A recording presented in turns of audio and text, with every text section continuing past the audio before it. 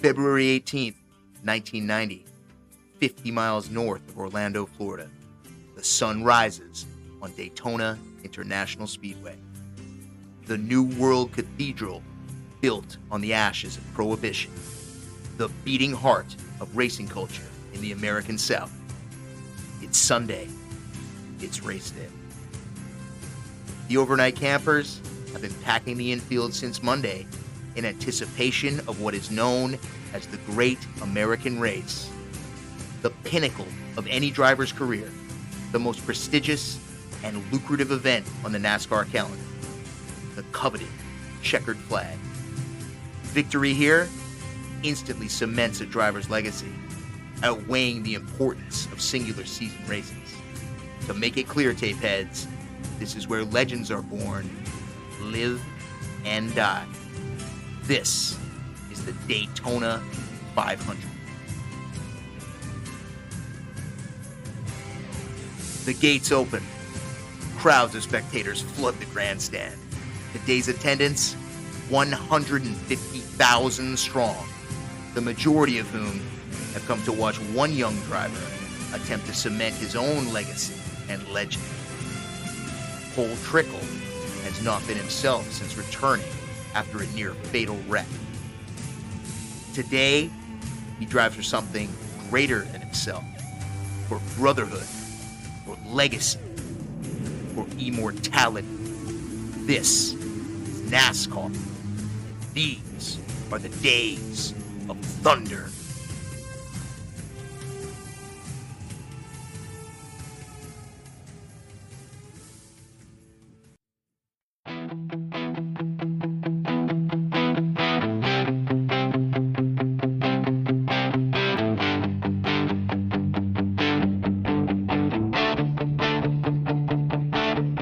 That's right, tapeheads.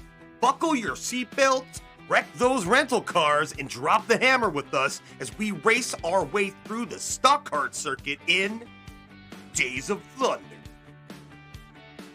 Welcome to Taped Over Podcast, the show where we look at movies and pop culture of past decades with a modern eye and relive the nostalgia of those glorious times.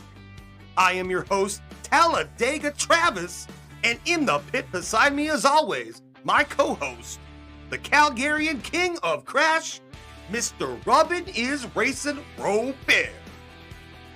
Travis, if you can't control this podcast, maybe you ought to stick to something you can control, like used cars in downtown Charlotte. Ouch! Hitting screens on June 27th, this 1990 fast-paced world of NASCAR brings a rivalry between a rookie hotshot with a temper and a veteran racer with dirty tactics. When both of them are injured in competition, the former rivals become close friends after settling their differences. With the rookie's spirits restored by a romance with a neurosurgeon and the veterans still sidelined by injuries, the young driver gets behind the wheel of the seasoned racer's car against an underhanded newcomer to take the coveted checkered flag. Directed by Tony Scott, music by Hans Zimmer. Woo! Starring Tom Cruise, Robert Duvall, Randy Quaid, Nicole Kidman, Carey Elwes, and John C. Reilly. With an Academy Award nomination for Best Sound and a box office gross of $157 million on a production budget of $60, Days of Thunder storms in 6.1 out of 10 on IMDb, 37% on Rotten Tomatoes. Ooh. But most importantly, you gotta drop the hammer, Robert. Give our listeners the taped over score. Holy shit, tape heads. The accelerator is stuck on the floor on this one. Days of Thunder rubs its way in to a taped over score of 90 out of 100. Oh, yeah, baby. Trav, it's no secret to our listeners out there that this is one of my favorite films of all time. This is my favorite Tom Cruise movie. Fooled me. I saw this film before I saw Top Gun, and I kind of wouldn't have it any other way. I mean, no, Top Gun is just Days of Thunder with planes. I mean, no. Days of Thunder is just Top Guns with cars. That's what I'm saying, but Okay. I saw it the other way. Fair enough. I like it. Yeah, tape heads. All right, what do you think about that? We are in the phase of Tom Cruise, the hair phase, as I like to say. Best hair in Tom Cruise's career. No way. It's out. close. No, it's very close. It's amazing in this film because it gets caught in the wind. It's just like so flowy. It's like it's a mullet, but it's not a mullet. It's like a Steve Winwood. Yeah. Like a Steve Winwood hair in this. Yeah, he's getting higher love. I think Tom's best hair is like Mission Impossible 2, long hair Cruise, and like Last Samurai Cruise. I like the long hair Tom. I do. It's not as iconic. Long Tom? Long time. I know, man, but it's just like, dude, yeah, he's got amazing. Okay, dude, fuck, come on. Cruise. I'm just saying. Dude, like, if My personal favorite Cruise hair. okay, if you don't even like watch this movie, you just watch Tom's entrance in the first scene when he rides in on the Harley. Through the smoke? Yeah, through the smoke. Yeah, there's just He literally exhaust. came off of the runway from Top Gun on the same motorbike. Oh my God, no, because he had the Japanese bike in Top Gun. He's got a Right, Harley. yeah, He's yeah. riding a Harley Yeah. through the smoke. Okay. Riding up to drive Rowdy burns his Lumina. You better convince me why this movie got 90 points, real bear. Well, tapeheads, we're going to start off the way we always do with cast/performances, which I give an 18 out of 20. I think if there were no Top Gun, Tom Cruise would still be a star just on the fucking volume of this movie alone. Fair. It is. Just to pretend for a second there is no Top Gun. It's Yep. just Days of Thunder and how cool he is, how cool he looks. Tom Cruise is just amazing. He's great and everything. And I was thinking when I was watching this movie, I watched this movie this morning in preparation for this podcast. Okay. I fell asleep watching it a couple days ago. So I'm like, okay, I'm recording today. I'm going to watch, this morning. So I'm really fresh. And I'm just like, wow. I'm like, in the first, like, before Tom Cruise was 30, he worked with, like, Robert Duvall, Jack Nicholson, like, great actors. Yep. Like, He was 29 in this movie. freaking, what was Color of Money? Who's in that? Paul Paul Newman. Yeah, Paul Newman, Worked yeah. with Paul Newman. He worked with like so many great actors. Like, and I'm just like, wow, like this guy before he was, and if you've ever seen an interview with somebody who worked with Tom Cruise on a movie, they're like, he really listens to you when you speak and he absorbs and remembers. Dude, I saw an interview and he was jumping all over a couch. Oh man, dude. I love it. I love it. We're Tom Cruise Fuck fans your at my couch, house, Oprah. baby. Tom Cruise, fantastic. Nicole Kidman making her American cinematic debut after Australian hits Emerald City and Yep. Dead Calm. Dead Calm was awesome, dude. Dead Calm was ranked by like IMDb as like one of the 1,000 greatest movies of all time. It is It's in there. phenomenal. Yeah. And Holy hell. I like the au naturel Nicole Kidman as well. I do. Dude, I'm not a big Kidman fan. It's my wife's like favorite actress. I know Nicole, because she's Australian. That's But yes. Nicole Kidman's hair in this alone, that red, beautiful, curly, beautiful, gorgeous beautifulness. It brings me back to the Seinfeld George Costanza quote. It's like, if you put your hand in the hair, is it easy to get it out? Yeah, exactly. It's like, You made that reference in our Do Titanic you episode. want to get it out? It's Yeah. like, I think you'll get it out. I wouldn't want to get it out. I wouldn't. Leave It's it there just- forever. It is just full, natural, red. Yeah. She's like 6'2". Tom Cruise is like 5'6". She's 5'11", Tom's 5'6". Dude, Yeah. there is like, okay, so like the first Huge difference. the first makeout scene between Tom and Nicole. when she gets him up against the No, wall. yeah, against the wall, and she is towering over him. She is squatting as low as she can. That's a Me Too right there. Yeah, oh, absolutely. However, Nicole Kidman, this is my beef with Nicole Kidman. Oh, we okay? know your beef. We listened to our after Have I said hours. it? Yeah. Well, like a wee my heels again. Yeah, wake at me. You Yeah. divorced Tom Cruise. That picture when she finally divorced Tom Listen, and she was super. Whatever. You know what? I can Say understand what you will about it. I can understand the she's reasoning. lovely. I can understand the reasoning for divorcing Tom Cruise. Okay. However, if you are Nicole Kidman, you do not get to go gloat about how you divorced Tom Cruise shouldn't- like you you would be a shouldn't gloat about megastar. Like you would be a megastar if you weren't married to Tom Cruise. Although she has an amazing performance in this film, Yes. she girl bosses the shit out of it. She's not taking any of Tom's Cole Trickle's charm. Nah. But she's still like, she's got the sex appeal and she's Yeah. Claire Lewicki. What the this really is Cole. This really the names is in this movie. this really is Dr. Lewicki. Okay, I swear. Dr. It really Lewicki. is. Robert Duvall is just like way too good for this movie. I honestly, this is Robert Duvall's movie. He's just amazing. He's so good. Okay, so one of the best things in this movie that I always love is the build of the relationship between Cole Trickle and Harry, Robert Duvall's character. Harry Hogg. Harry Hogg, Trickle. racing legend. No, you quit to evade investigation. I'm pretty sure that's not how that works. On Buck Brotherton. No, Buck Brotherton is John C. Reilly. It's fucking Buddy. Buddy's death at Daytona, right? It's like, well, we're going to investigate you. Oh, no, but I quit. Oh, okay. Well, I guess. All right. Well, I guess there will be no investigation then. I was thinking the same shit. Yeah, man. Okay, Randy Quaid. I think he's the better of the two Quaids. As far as being a chameleon and being able to play multiple roles. Yeah. Cousin Eddie. He's far from Cousin Eddie in this one. And dude, you see Midnight Run? Have you seen Midnight Run? Midnight Run is phenomenal. He was Oscar nominated for that. I think he won. I think Randy Quaid won for that. He's like Randy Quaid's like a good. Everyone knows him as Cousin Eddie, but like he's or Dennis Quaid's brother, because Dennis Quaid looks like the your dad. He looks like the ultimate dad. or Topher Grace's father-in-law, uncle. Yeah, whatever. There's still no relation. Ronald Reagan. Yeah. I'm back. Yeah. At least in 1990, Randy Quaid is by far the better Quaid. I liked Randy Quaid's performance. I love both Quaid brothers. I really do. I like Dennis a lot too. But we did Any Given Sunday on this podcast, and Dennis Quaid gives an amazing performance. Yeah, and does Rowdy Burns not remind you of Cap? Getting CTE and shit. Totally, dude. Right? This is a race car version of Any Given Sunday. It's a sports movie. Let's be honest. I'm going to talk a little about John C. Reilly here. A very young John C. Reilly. This is his third film. And he just Buck Brotherton, the son of, so he's Dale Jr. essentially. No, he's Cal Naughton Jr. because after he does this, he leaves to go to a fishing boat. He actually survives the Andrea Gale and then comes back to Talladega with the name Jr. to honor his father, and now he becomes Cal Naughton Jr. after everything's said and done. Tapeheads, this is Travis's theory. I'm just saying. And there have been many. Dude, I've got one for Russ Wheeler too. Okay, well, we need the the Unsolved Mysteries soundtrack. The most frightening sound for any child who grew up in the early 90s. That is true. Yeah, but Buck Brotherton is he plays like the nicest guy on earth. That's what he plays, essentially. I feel really bad for Buck. Carey Elwes as the heel, the ultimate heel. Dude, and he's fucking like Bud Fox's girlfriend when he turns dark.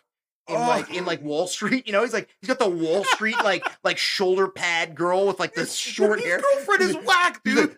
And Tom Cruise is like this beautiful Nicole Kidman, this Australian treasure, and he's like, yeah, and like the most evil glasses. Hey, Trickle, look at my girlfriend. She is shit. Dude, okay, so I'm very happy that we're talking about Russ Wheeler because we mentioned Russ Wheeler on this podcast many times before. And check out our taped over podcast episode on the review of Twister. Yes, Twister. Where Robert could not remember Jonas the Nightcrawler's name, and he kept referring to him as Russ Wheeler. I call Carey Elwes' character Russ Wheeler throughout the entire Twister review. Dude, apart from just a quick sec, apart from like The Princess Bride, he plays a really the Claw, Max. What about the Claw? You're scared of the Claw. I mean, he plays a really good like D-bag though. No, he's as a villain. Well, no, he really shows off his range because he's usually the nice guy in a lot of movies, right? I love Carey Elwes. Carey Elwes, one of my favorites. Great guy, class act. Everything I hear about him is he's a wonderful dude. He's the Dread Pirate Robert. He is. And Men in Masks cannot be trusted. That's right. I am not the Dread Pirate Roberts, he said. I am not the original. The original Roberts has been living like a king. Yeah. Yes. All right, taped over MVP. You know it's going to Michael Rooker. Unbelievable. I was hoping we were going to get to Rook. Taped over MVP to Michael Rooker as Cole Trickle's worthy adversary. Slash best friend. Slash best friend. You never been seasick a day in your life. What the he plays... Michael Rooker is just he plays a tough guy. I love Michael Rooker. He plays a tough guy in everything, and second appearance on our phone or our show. I am only in the last 5 years knowing that Michael Rooker's name is Michael Rooker. He's Rowdy Burns. He's always Rowdy Burns. He's Rowdy Burns. Yeah. And Tapeheads, I have a little bit of a quest for our listeners out there. I would like for you. Do not listen to this, Tapeheads, because it's going to ruin everything. Well, it's going to ruin this song. That's exactly. Oh, this amazing hit. But I challenge you, Tapeheads, to put on Don Henley's Boys of Summer. Mm-hmm. And as you listen to it, put up a headshot of Michael Rooker. You know, like What are you doing ideally, to our tape-head listeners? ideally in this age is Rowdy Burns, like a 1990 headshot of Michael Rooker, Yep. and try to imagine that it's not him singing that song. You know what? No, Robert. I've even said this on the podcast before. You told me that, and I actually did it, and I was like, son of a bitch, he's right. I cannot listen. Don Henley does not exist in my world. It's Rowdy Burns singing The Boys of Summer. I even sent you a meme saying The Boys of Summer are gone. I know. I tried to get I tried to make an AI one of him where his mouth actually moves and sings the Oh, song. no. Oh, I know. I went way too far with it. Yeah, that's So a we got our deep dive. taped over MVP, Michael Rooker. Our taped over douchebag, Carey Elwes, is the great heel. Taped over Such a heel, good- Russ Healer. Russ Wheeler. Dude, you have Wheeler the Healer. Wheeler the healer, Wheeler the stealer, Stan Dersh, No, you can do better than that, Robert. Come on. the squealer, Russ Wheeler the squealer. Oh yeah, When he crashes into it. Yeah. Yeah, okay. That's one of the best scenes in the movie too. One more note on cast performances. We got a great cameo by former presidential candidate Fred Thompson Fred Thompson as Big John, who is modeled after former NASCAR president, son of NASCAR founder, Big Bill France Jr. And he performs. He does a good job. He does absolutely. Okay, so one of my favorite scenes in this movie is when they're waiting at the dinner Yep. for Rowdy and Cole to show up. Meanwhile, and he crushes the pack of smokes in his hand, and it's just the cardboard and the plastic. I'm just like, damn. And it's just like, yeah, you can just hear like audible. You can just like, you're like, oh. We also get wicked cameos from real NASCAR drivers of the day: Richard Petty, Rusty Scott Wallace, Petty. Neil Bonnet, and Harry Gant, which is Don't great. forget Don Simpson. Don Simpson. He's like Horatio Hernandez or something. Don Simpson took a break from doing lines and firing screenwriters to appear in this actual film. You know, he was actually there. You know, there's two lightning bolts, but the only real lightning bolt was the line of cocaine that Don Simpson was doing all the time. Not to mention Jerry Bruckheimer was right beside him. I mean, he was, but Bruckheimer lived well past. I guess he has high tolerance. Sure. Let's make a $400,000 gym and put a neon sign that says Days of Thunder outside. Oh my of it. God. All right, moving on, tape heads. Look, cinematography. I give it 20 out of 20. Yes. Yes, 100%. cinematography Okay, in this Tom's movie is entrance. awesome. Tom's entrance alone. Yeah. Cinematography. Okay, Tony Scott. It is. It's got the same. They're not as sweaty as they are in Top Gun. However, the kind of dirtiness of working as a mechanic in a garage as a race car driver. The smokiness, which I find myself talking about smokiness. You know what? Tony Scott is one of those directors, and his cinematographer on this, he can capture motion so well. Another thing he captures really well in this film is kind of like the camaraderie, and I feel like a lot of shit was ad-libbed. Sure. When it's all the good old boys and Harry in the hospital room. Oh, you mean the Yankees? Well, they ain't Yankees. If you're from California, you ain't really a Yankee. You ain't really nothing. No, you ain't really nothing. Great look at this film. This is one of my favorite movies, and a big part of it is the look. Story, I'm giving a 15 out of 20. It is Top Gun with race cars. It's Top Gun meets Karate Kid. But it is a totally different story. I think Tony Scott made an entirely separate film. I like to separate these films because I prefer 28-year-old Tom to 25-year-old Tom, actually. I think he's... I got you. I know. I'm picking up what you're putting down. As much as there's a cucumber in his pants when the state patrol, the highway officer is going to grab it. Lonnie Sorrell. Yo. Babe. Super babe. One of the babes of the film. But the babe of the film is Nicole Kidman. Yeah. All right. I think it's the kind of prototype for every fucking race car movie. They made Talladega Nights, Dude, this is arguably one of the best race car I think it's movies. the best racing movie ever. I also love Rush. Rush is number 2 for me. Rush is good. F1 was F1 was good, but Brad Pitt is just... I just watch it. Brad Pitt kind of insists upon himself. He's such a star. What about Driven with Sylvester Stallone? Is he humming? Oh my God, yeah. Why don't you like my F1? You want to drive F1 cars like under some like container Yeah, why don't we just trucks, drive them through the some city? semis? Schumacher. Schumacher. That's a great song, actually. Wait, is that Michael or Joel Schumacher? Oh my God. Which one rode? Not the gay one. Okay. Yeah, no. So it's definitely Michael. No, the one who has no cognitive ability anymore because he fell off a helic skiing accident. He's still alive. Michael Schumacher. Yeah, of course. Schumacher. Joel Schumacher. Yes, put but he's not been nipples seen. on Batman. Joel Schumacher is still just partying. He goes, the wild women, the wild boys, the ripping and the tearing, Oh my. We're going to make a cartoon movie with real people. Batman and Robin. His life is a fucking cartoon. That's all right, man. He directed The Lost Boys, man. You can't fair enough. hate on him ever. I can't. Music. Wow. Good call. Music. 10 out of 10. I would give it a 15 out of 10. Okay, you know what? I'm sorry. For our tapehead listeners, if it's ever John Williams or Hans Zimmer, you don't even have to say anything. They know it's a 20 out of 10. Okay, so this is not just Hans Zimmer. This is just Hans Zimmer. It's not Hans Zimmer featuring Jochen Kolbob. Oh, and this is Jeff Beck's in here too, buddy. Music by Hans Zimmer. Quick aside, I saw Hans Zimmer live in concert in Vancouver, and I raged. I wanted to burn the stadium down because he did not perform. Robert, you know they're not going to play any of that. Yeah, this is my wife goes, Robert, you know they're not playing. Yeah. So yeah, no, he didn't play anything. Hey man, you got a coaster from the show on underneath your Budweiser. I gifted that to you because Travis and I are big Hans Zimmer fans on this podcast. 10 out of 10, 15 out of 10, 20 out of 10, you can give it. It's Hans Zimmer. It's always going to be perfect. And it's one of Hans Zimmer's greatest. This and The Rock are probably my two favorite. I'm like, that's Hans Zimmer? What the fuck? I was watching it today, and I'm like, I was saying to myself, like, can you believe like he didn't play this? Like, how stoked would his band be? Like, yeah, they get it. They're like, oh, okay, we're gonna do Interstellar again. Yeah.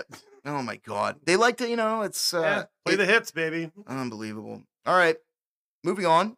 Rewatchability 9 out of 10 all day, every day. I love Days of Thunder. I've watched Days of Thunder. I remember the first time my brother showed me Days of Thunder, and I was probably like 8. I was probably 8 years old. Okay. I hadn't seen Top Gun, and my brother's just like, "This is a good movie. You need to watch it."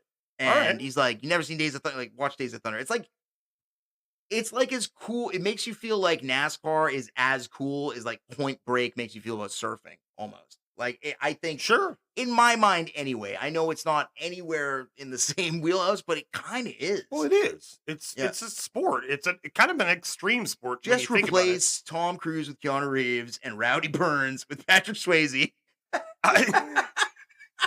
And friggin' Gary Busey with Robert Duvall. Nicole Kidman with Tyler. With Lori Penn. Anthony Kiedis as Russ Wheeler. Bunker Weiss. Johnny Tran as Russ Wheeler. And then Lance in the snakeskin pants is trying to get over the pit crew wall, but he just can't do it. Okay, there's one other character in this movie, and it's like, I swear, I thought he was the guy from The Running Man, the host. He's got a cigarette in his mouth all the time. And what is that actor's name? I cannot. Tapeheads, put in the comment section below if you know. But he's just got this he looks like the dad from Step Brothers. It's Robert. Robin. Robin. Yeah, Robert. Yeah. Who's driving the goddamn boat? There you go. Who incidentally is the father of John C. Reilly, who also appears in this film. The final and most important category, nostalgia score.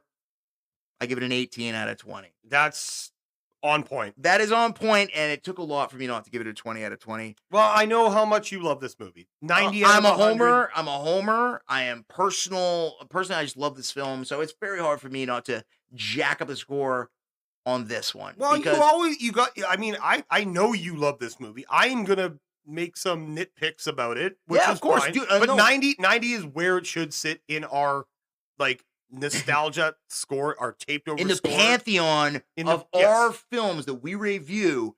This film deserves a 90 out of 100. This is like the 4th highest film we've done. It's I don't know if anything's gonna top Jurassic Park. Well, Jurassic Park was it's the 5th then. Jurassic Park was 100. 100 out of 100. National Lampoon's Christmas Vacation was 96. Oh, Point Break was 94. Lion King was 92. Now this is 90. This is number 5. Wow. Top 5. Wow. all day. Unbelievable. Perfect. So that's it, tape heads. Tape over score of 90 out of 100. Travis, we gonna get into this. We're going to get into it, but I'm going to tell you a quick little aside what this movie means to me. I first saw this movie when I think it was like 1992. It was fresh out on DVD. I was at home, and I'm actually holding a wonderful, amazing DVD that was $9.99. Is there a price tag on it? Of Tom Cruise, Days of Thunder. But I first saw this movie. I was at home. It had just come out. I was at home. My mom was under the weather, and I walked into our living room, and I was about to go out to our yard and kick my soccer ball around, and this huge wreck happens, and I was like, "Damn, Mom, what are you watching?" She's like, "I'm watching this movie, called Days of Thunder. It's about like NASCAR and stuff." And I'm like, "Oh, that's cool, but whatever." I didn't really pay much attention. And then I went outside, played with my soccer, came in to grab some, bloody Sunny D or whatever. And I walked past the screen again, and it was one of the romantic movies or parts. And I was like, okay, this is just like a romance movie. My mom's watching it. She's not going to watch a movie about NASCAR. It's about, it's a romance. Can you skip over the kissing stuff, Mom? Yeah. So I was kind of like, at first I was like, all right, fine. Like, whatever. I'm not going to watch Days. But that car wreck stuck with me. So my dad was, he watched NASCAR, and he watched the races all the time. But him and I wouldn't really watch them all the time, but we did watch the Daytona 500 together every year. We would watch the Daytona 500. And then I started really enjoying NASCAR. And then I went up one time, like a year or so later, to our local VHS video rental store. Video Pacific. And Video Pacific, baby. Yeah, I took my little Velcro tab off. And this is the one beautiful thing that I know a lot of people are going to miss, but I used to pick movies by the cover on the VHS. Of course.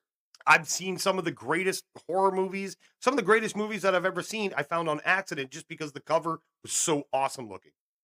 Now, I picked Days of Thunder, and I was like, oh, this is cool. And I'm like, oh, I remember this. But is this movie called Cruise? It's called, I thought Cruise? It was Cruise, but so funny story behind that. So I take the little tab up to the person at the counter, and I'm like, hey, can I get Days of Thunder? They're like, oh man, you like Days of Thunder? I'm like, I actually haven't really seen it all the way through. And they're like, oh, you're going to love this. And he's like, I was just about to throw this into the free bin, but you can have it if you want it. Oh, no And he gave me, in Video Pacific, they used to have these, the bin, they put all the movie posters in, and they would give them away for free. And he's like, well, if you like it, I'm still kind of young. So I had this exact poster on my wall in my bedroom forever, and I watched the shit out of this. Daybeds, if you've not seen the poster for Days of Thunder, it is Tom Cruise's face. It's Tom Cruise's face, and his name, Cruise, is on the very top of the poster in giant letters. And then it's Days of Thunder. bigger than the title of the film. Just to let you know what level star. The last movie star. Yeah, and so I had that. I had it up in my room. I watched it, and it wasn't until yesterday I rewatched it, but I hadn't seen this movie since 2008. Wow. I had just moved to Vancouver. My partner at the time, she was off having drinks with like her classmates and stuff like that. And I'm like, okay, I'm going to go to the pub that I worked at the time. I was a bartender, but I'm like, I'm going to go there, just have a drink, watch the hockey game or whatever. You're off doing whatever it is. And one of the guys from the kitchen came in, and he was like, hey man, what are you doing? And I'm like, not much. He's like, oh, well, me and a couple of my friends are going to go to the Rio because they're screening Days of Thunder. Oh, dude. And I was like, slap my money down, and I'm like, fuck, we're going. Let's go. Drivers, so I did get a chance to see this in the theater. Drivers, start your engines, man. It was awesome. Holy I love smokes. this. I have a big affinity for this movie. It's funny you said that, Trav. Like getting they put the posters in the poster bin after they would take them down baby. For the new releases. But this one kid that lived on my street, and he actually babysat me before. His name was Graham, I remember. And I went to the video store with him a few times, and he's like, "Oh, I've already put my name up for this." And it was a gigantic cardboard cutout stand of Goro for Mortal Kombat. And it was like, God. no, it was 7 feet tall. Goro! It was yeah, yes, Goro. The succotaur's pumping. Sepultura, baby. Sepultura. Oh, dude. Meanwhile, Steve's in the back going, "Fwee! Dude. Fwee!" Oh, Steve, that poor bastard. Oh, my God. I'm ready. But, Bear, hey. Yeah, what's you up? think that extra line in the tank is going to give you an extra mile? A little bit of gas? I didn't think I was going to be able to make it, but right at my last pit stop, Travis put on some special tires. I did, man. He did. You know why? They're max perfect tires. Because I wanted you to just drive straight and hit that bloody pace I know car. you could do it, Cole. I felt it. I could feel it in my heart. So let's get into Days of Thunder. So our story starts with a beautiful show of the Confederate flag Absolutely. there on Daytona 500 Speedway. Dude, they're packing the infield. We got Winnebagos. Yep. We got Airstreams. We got the General. Piggyback campers. We got camperized vans. the Rowdy Burns just taking the win again because he is the man with the plan and he is destroying the NASCAR He circuit. is the reigning, defending, undisputed Winston Cup champion. Oh, he is the undisputed champion for sure. Cut to a farm. Cut to a farm Where Robert Duvall, Mr. Harry Hogg, who's obsessed with his tractor. he loves his combine. He's just tracting. He loves his old coon dog and his tractor. And we've got Mr. Randy Quaid. just walking. Have you ever walked through a tilled field? It sucks. A what field? A tilled field. No. No, exactly. And he's doing it in wingtips.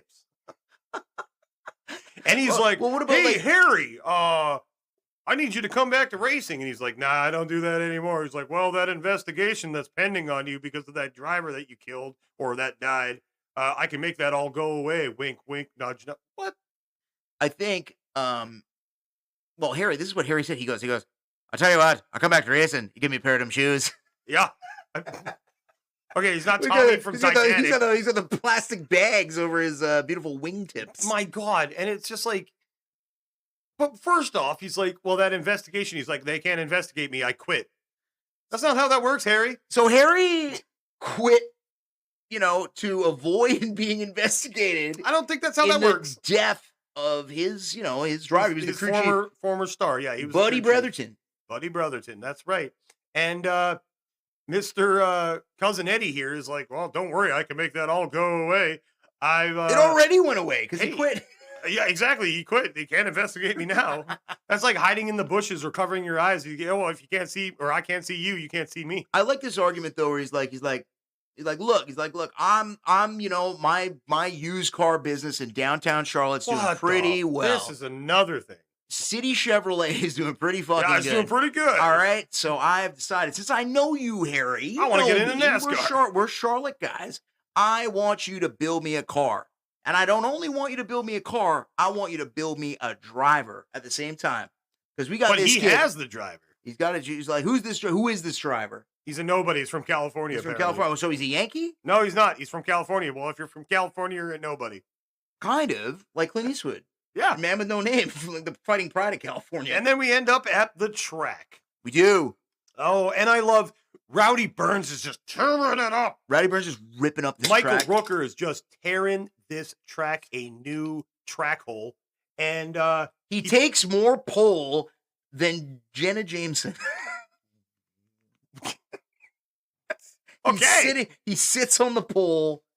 All right. Yeah, All right. he's like, All right. I don't know. He is the pole. He's like Peter North. Well, he's pole position. He's what the game pole position was named after. Because I tell you, the Days of Thunder game was atrocious. The Days of Thunder game for Nintendo? Oh yeah, it was so bad. Yeah, it was quite But borderline unplayable. But yeah, so Rowdy comes in after just I tearing actually up own, the I track. own that game. I do own that game. It doesn't surprise me. And Rowdy comes in after the track and is just like, yeah, she's perfect. Don't touch anything about her. And then out of the shadows, through the smoke. Well, it's like, well, I can't tell you, Rowdy, how much we appreciate you letting us use the car today. And Rowdy's like, what the fuck are you talking about? And he's like, I thought he was on board. well, we got a new driver, and I said that Harry Hogg, asked Can us you as a get the personal best favor. driver in the actual NASCAR league to you go to like the lowest guy on the totem pole and be like, hey, give me your car. Can we splicey splice? $2,500. Can we splicey splice? Who is this driver? Who is this driver? Yeah, exactly. Who is this driver? And then boom, boom, boom, boom. Here comes Tom Cruise. Here comes the most famous guy on the entire planet. Yep. On a Harley with there were no helmet laws in 1990. You can ask Billy Idol about helmet laws. Straight off of You can ask Gary Busey about helmet laws in the 1990. interstate, right into the fucking track. Right onto the track. Well, through the smoke. Where's the smoke coming from? dude, it's a race. There's exhaust. Tom fumes. Cruise is like, I love this intro. This is perfect for my character. Yep. So apparently, this is the introduction to our main character, Cole Trickle, played by what a name. Thomas Cruise Mapother the Fourth. And man, tapeheads, Tom. I like to place this in the lineage of Tom Hare. This is Days of Thunder / Rain Man. I still think this Tom is his best hair. This is best Tom Hare. It is. There is a serious and very strong argument to be made that this is Tom Cruise's best hair. I would say this is Tom looking pretty fine. He's got the center line tooth as well. I am leaning towards agreeing with you on this. I would hope so. I love Mission Impossible. I like long hair Cruise. It's like the thing. No. So just hear me out for a sec. Tom Cruise's hair evolved kind of like Tom Brady's hair. Remember long hair Brady? God, no, and I don't want to. Dude, the thing is, it's like it was congruent. It ran like congruent to long hair Tom. That is true. Not really, but sort of. Well, kind of. I remember. I mean, was he just trying to model himself after Tom Cruise? I don't know, but he started to look more and more like Is that Tom like an Cruise. idiosyncrasy between Toms? Toms, like, dude, Toms like their long hair? Toms, like, if two Toms meet each other, dude, they're buddies. Two Toms don't Have you make it seen right. Vanderpump Rules? Oh, my God. So anyways, Tom Cruise comes off in his fucking duster jacket and his denim jacket, dude, and his denim button down. I was like, what is going on here? He's kind of all over the place. Okay, so we're talking about a little bit of the looks, some of the wardrobe in this.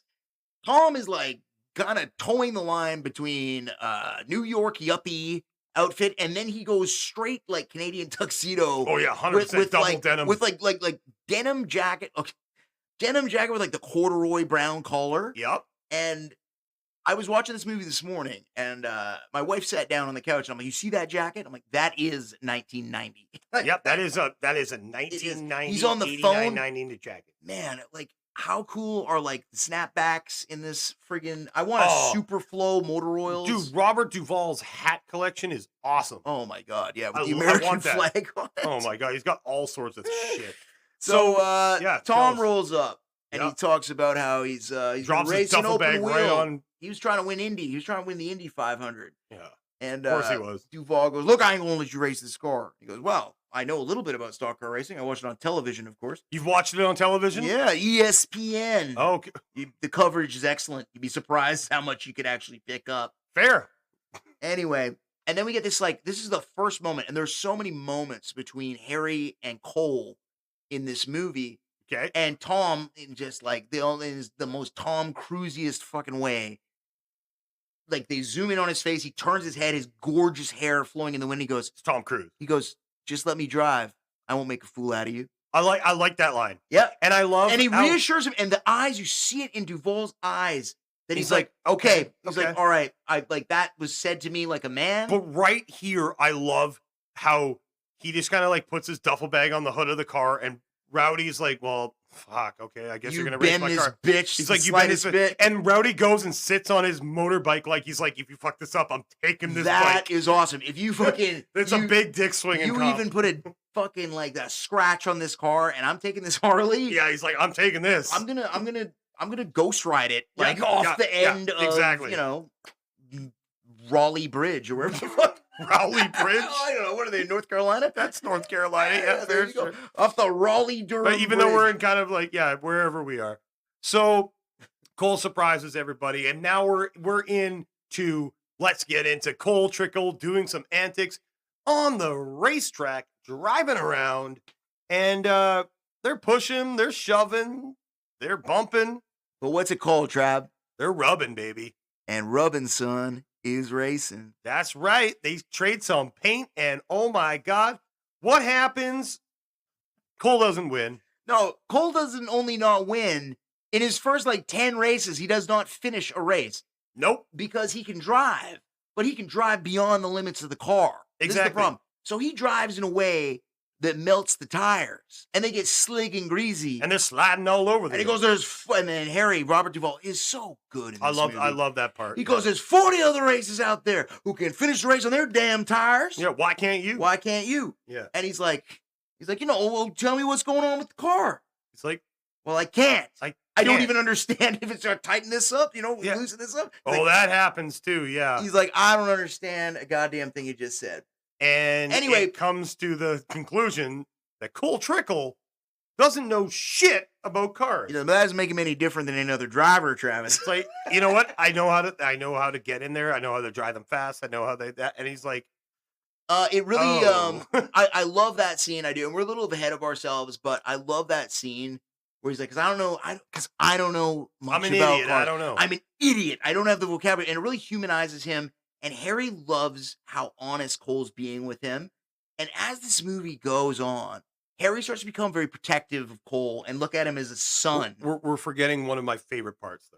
During the whole, lose montage. Yes. While Cole's just getting his butt kicked out on the track. Yes, and blowing every goddamn engine. I got to pit. It's like, no, you can't pit. Why not? We're all eating ice cream. We're eating. I just love the way he says it. We're eating ice cream. And it's like iced cream. Tom Cruise gets out of his car and starts to chase down Robert Duvall. Robert Duvall's laughing at this point. He's just like, back up now. Laughing at him. It's so good. Oh, my God. Yeah. And it's kind of like the camaraderie of this pit crew, which is like, okay, it's Robert Duvall and John C. Reilly, and then no name 10 guys. 10 motherfuckers you never even heard of, but the good old boys. And John C. Reilly's random. John C. Reilly's random babe of a blonde girlfriend who's hanging out and rolling with them. Damn, dude, he's got that Buck Brotherton money, bro. Yeah, he's got that Nal Cotton Jr. ex-wife. Nal Cotton? Yeah, not Cal Naughton. Nal Cotton. Cal Naughton. Sorry, ex-wife of Ricky Bobby. Dude, he's on he's the Magic Man, bro. He's on some Now You See Me. Bake. I hope now you're 18. You don't. Yeah. And oh my God. So there's a face-off that occurs, okay? Randy Quaid is pissed, okay? Well, yeah, it looks like a couple of monkeys fucking a football. Yeah. I had sponsors in the stands. I was kissing shaking them, hands, hugging them. kissing them, hugging them. And what happened? We wound up looking like a monkey fucking a football out there. Yeah, so it's not going well for monkey fucking a football is something I have never heard before seeing this film, and I've never heard anybody say. I have never heard that since. A monkey fucking, but the thing is, there's such a visual there. Can you picture a monkey trying to fuck a football? I can't. I can. I can. It's just exactly it's trying. It's just trying. And it's not working out because the football is moving around. Yeah, and the monkey... and it's not able to fuck it properly. The monkey doesn't understand. They're like, why is this fornication not working? Oh, my God. It's a whole whack. Anyway, Randy Quaid kicks everybody else out of the room except for Robert Duvall and Tom Cruise, Harry Hogg, and Cole Trickle. And it says, Trickle. And he has this great... Randy Quaid is so good. He's really good in this. He goes, let me ask you all a question. What is the one thing you absolutely need to do to win a race? You need to finish the race. Exactly. Because he's looking for sponsors. Because Cole has been blowing engines and melting tires and well, I want you to go out there and hit the pace car. What do you want me to hit the pace car? Why? Well, you've hit every other goddamn thing on this track. You might as well do that. I want you to be perfect. I love that line. Yeah. So, Tom... Randy Quaid sort of dismisses Cole. And he's like, okay, go. And it's just him and Harry in the room because they just have this good old boy relationship. Well, it's a rapport, yeah. Yeah, they do. They you can tell they're old buddies. And he goes, oh, he's holding the, hey, if you don't do this, the investigation's coming back. Yeah, well, he's not holding anything over his head. I know. However, he asked him honestly. He's like, well, can he drive? And Harry goes, well, yes, he can drive. He can drive beyond the limits of the car, beyond the tires, beyond everything. He's the best driver I've ever seen. Pretty much, he is the best fucking natural driver I've ever seen. Exactly. But I can't talk to him. I can't communicate with him. And he's just like, look, so you need to go talk to him. That's why I got you. That's why I got you to build the car. Not just to build the car, you can build Lead the the team. driver. I Yeah. need you and him You, to baby. be together. And then they just have that amazing scene in the bar where Tom gets honest, and then you see them working together. And I love build a vocabulary with each other. I love how they made Cole Trickle's character he's like, I don't know shit about cars. I just know how to get in them and make them go fast. I don't know about this tucking. I don't know what the hell you're saying. I don't know how to. I don't know what you just said. Yeah. Yes. But No. it's like, Well, no, I don't know these things. You know, and that's missing in a lot of films today, right? It's like you got these overpowered dudes, these overpowered chicks that are just perfect. no at fail. everything. They never face any adversity. Throughout this film, you get to see Cole Trickle's adversity, what he went through. But running. you get to see the journey. You do, man. Yeah. And he's just Yeah. his dad was a piece of shit who, he lost. That's a his ride. MacGuffin in this movie. Which we didn't need that at all. It's just I mean, I love this movie so much because I love the relationship that builds between Harry and Cole. I really do. And I think And it starts right there in that bar. I think Robert Duvall's acting, and I'm gonna say this, Tom Cruise's acting in this movie is not his finest. Well, no, but it's and he does ham it up at that one point when he's later on when he's with Kidman in the car. But I think Duvall really kind of carried this story arc between the two of them. No, because it was his acting that kind of propelled where this movie went. This is what I say, Travis, and this is the first Tom Cruise movie that we have done. This is our first TC. This is our first Tom Cruise, the biggest movie star that in our lifetime that we will ever see. The last real movie star. I kind of put Johnny Depp in that conversation a little bit, but Cruise. Yeah. Johnny Depp's a great actor, though. The thing about Cruise is he is a pure leading man. It's not even about his acting. It's about his magnetism and his charisma, and it's about what he does on film. He draws money like he does. He's Tom Cruise. He's Tom fucking Cruise. He doesn't have dude. Have you ever except for that Mission Impossible 2 Did you see Far and Away when he's doing the Irish accent? Dude, that was him and Nicole Kidman's second movie. I together. know, and people say that that's a good movie, but I just can't get over how terrible his. Tom Cruise does not do accents. No, he doesn't. Don't do accents. He needs to play Tom Cruise. He needs to play Ethan Hunt. Yes, he is. And then and he is. But actually, talk about a guy who lives his gimmick give us more than Vanilla Ric Flair. Give us more Vanilla Sky. I'm on board. You know what? I think Vanilla Sky was a great movie. I thought it was a phenomenal movie, is what you meant to say. Really. Yeah, it's a fucking Vanilla Sky's awesome, but it's not your typical Tom Cruise movie, right? No, it's not. And Tom Cruise you got stepped out. You got Cameron in there. Well, okay, so look at the movies outside of the blockbusters. Tom Cruise, Born on the 4th of July, was a blockbuster. Yeah, he spent a lot of that time in a wheelchair too, so he should be really good. He was in a wheelchair. He went method for it, and he's just he takes shit seriously. He's the Bret Hart of acting, but he's not, because he's not Daniel Day-Lewis. He's not Robert Duvall. He's not Johnny Depp. No, he's Tom Cruise. He's his own entity. Cruise. And guys who try to be Tom Cruise will never be Tom Cruise.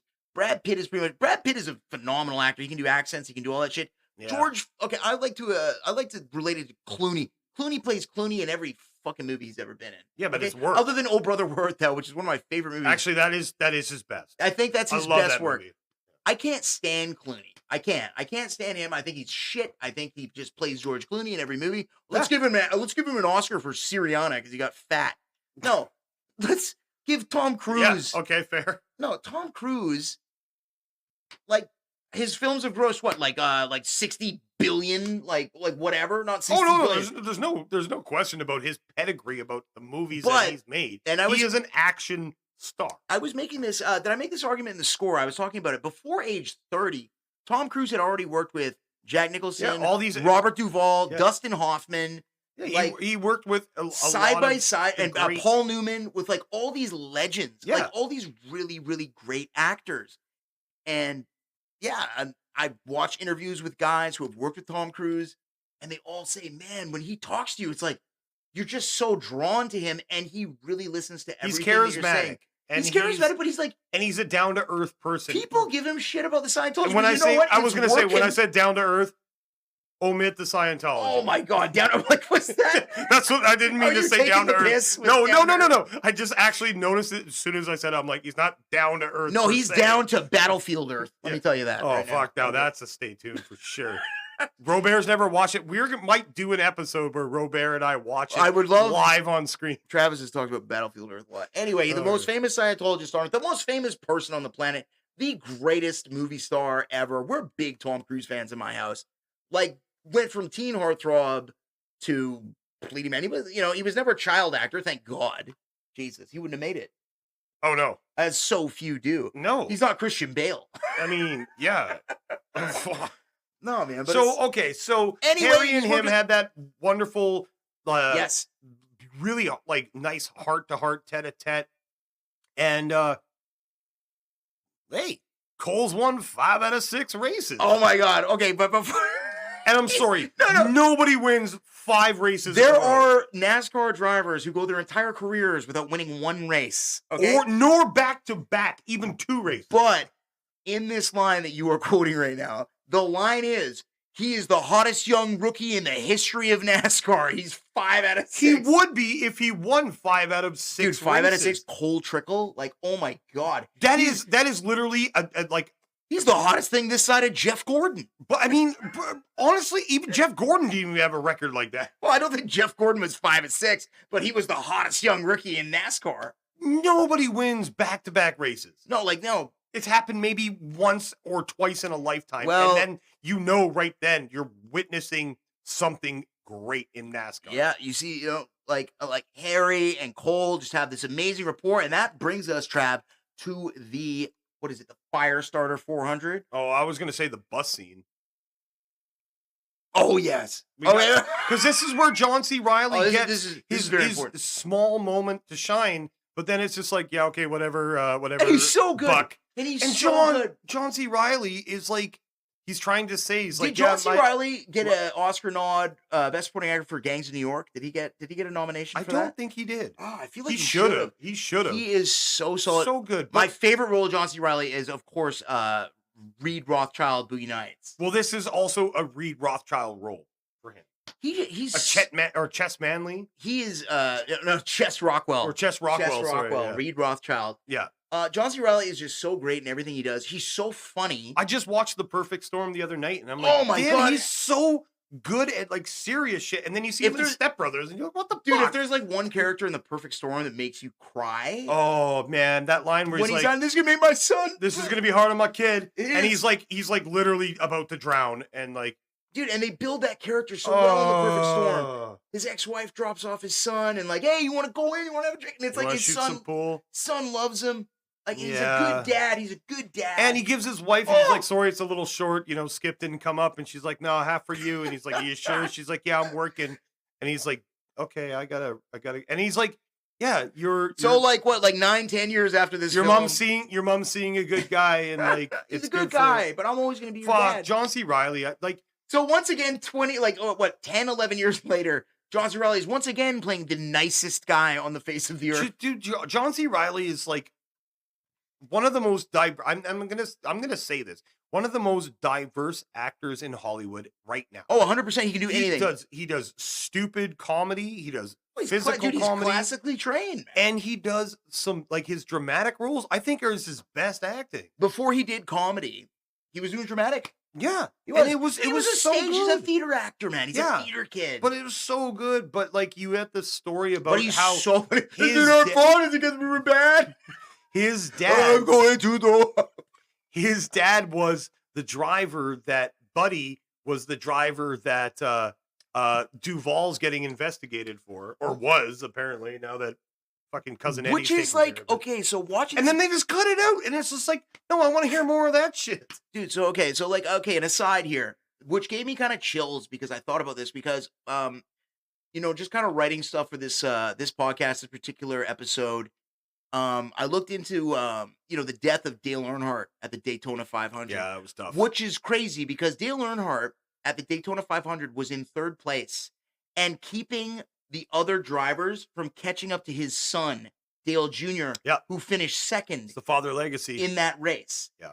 And I think it was Michael Waltrip who finished first in that race Yep. and won the race, and it was Waltrip. Daryl Waltrip was the commentator on that. Who I'm sorry if I mix it up. Any NASCAR fans out there? If it's Daryl is the older and Michael is the younger, or Michael's the older and Daryl's the I younger. thought Michael was the driver. I think Michael Waltrip is the driver. I believe, and he won that race.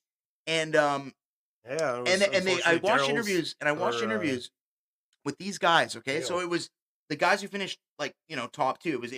It was Dale Jr. and it was Michael Waltrip, and they're like, and they were kind of on the same race team. That was the thing. Yep. And he goes, "This was the only time that I ever heard Dale, the Intimidator, Earnhardt, say, guys, if we work together, we're going to win this race," because he was always like one of the more aggressive drivers. He always was, but his son was on the track. Dale Jr., very early in his career, Dale Jr. went on to have an amazing NASCAR career. 100%. It's a legacy career. And it's so crazy. And it's like, oh, man. Can Can you imagine, literally, you're on the track, you finish second in the race, and your dad's behind you blocking another car from trying to pass you. Yeah. And he gets killed. I watched I can't. my dad burn to death. They said that he was dead screaming, already. Ricky Bobby! It's so bad. I can't take the piss. This is so tragic. I'm so serious. No, Dale They Earnhardt said Sr. the tanks blew. He saw stuff before the tanks blew. That was a very tragic. I remember that. Oh, I remember That when was Dale, dude. I remember because it was a very tragic moment in racing. Do you remember like the Luminas and the Impala Chevys that had what was it, number what the fuck? 98? Not 98. It's Wasn't it was like number 8, number 11, whatever. Whatever. Oh, I got it was really, I thought it was 98. But anyways, it was, that was a very, let's be honest. Stock car racing and stuff race car driving in general is you're going fucking dangerous. fast. You're going 200 miles per hour. Miles an hour. I watched another interview with these new guys. These guys who recently retired. They're they've taken the balls out of NASCAR. They're actually putting governors on these things. You gotta make they're it not. more They're not. safe. They're hitting 100. They're going 180 now, and they used to go. That's they used to go not 210 back in the day, man. Yeah, sure, of course. Push it to the limit. Number three. Yeah. Number three, the Intimidator. Who the hell was 98? Do you remember basketball where he goes, "Can you go any faster? Can I go any faster? Can I go any faster?" But so anyways, back to the movie. We have this tragic. So anyway, no, back to the movie. But yes, who'd have thought that, a mere 10 to 12 years after this film, Dale Jr. was the real Buddy Brotherton. Yeah. The real Buck Brotherton. They actually asked him to they actually asked Dale Earnhardt to be Rowdy Burns, believe it. Yeah. But he was like, I don't want to play a bad guy. And everyone thinks Rowdy Burns is the bad guy. But anyways, they're on the bus. They get pulled over. Poor John C. Reilly is trying to be like, hey, my dad died. I haven't really got over that trauma. He's like, my dad he invested stuff in yachts. And Robert Duvall and everyone's just kind of like, okay, Buck, fuck, shut the hell up. And then we get pulled over by hot cops and the wannabe strip. Ben. These cops, are they condoning the working girl here? What? Okay, so dude, what happened here? Because they're driving from Darlington down to Tampa or some shit is what they're doing, right? And yep, that sounds about right. And in the southeast of the United States, from North Carolina all the way down to Florida, I guess state police just condone from North Carolina at this time, 1990. Holy shit, we're talking about 1990 from North Carolina down to Florida. Everybody's a race fan, man. So it's I think okay, Cold Trickle's 5 or 6, dude. How much do you win? What's the grand prize for all these races? Hundreds of thousands. The purse is hundreds of thousands. Yes. And Randy Quaid's obviously super happy. He's like, we got a sponsor, Superflow. A sponsor. Now, is Superflow an oil company or tampon? Superflow motor oils. Is it a tampon company? I don't know. Superflow tampon. They never say, is it Superflow? Stop the trickle. It says motor oils on the hat. Okay, I would hope so. I did not pay attention. So there's this gorgeous cop who takes her tits out and grabs Tom Cruise's stuffed jeans. Yeah. Cucumber. Did you see the cucumber in there? That was not. That is that's a zucchini. That's a zucchini, sir. Hold on a sec. That is what we like to call a stunt. Exactly. Was that a cockadoodle do that you did? I just did whatever. Stunt cock! Stunt cock. Yeah. Yeah, this is stunt cock. Yeah. It was definitely. I don't believe that Tom Cruise is packing that kind of fucking anaconda.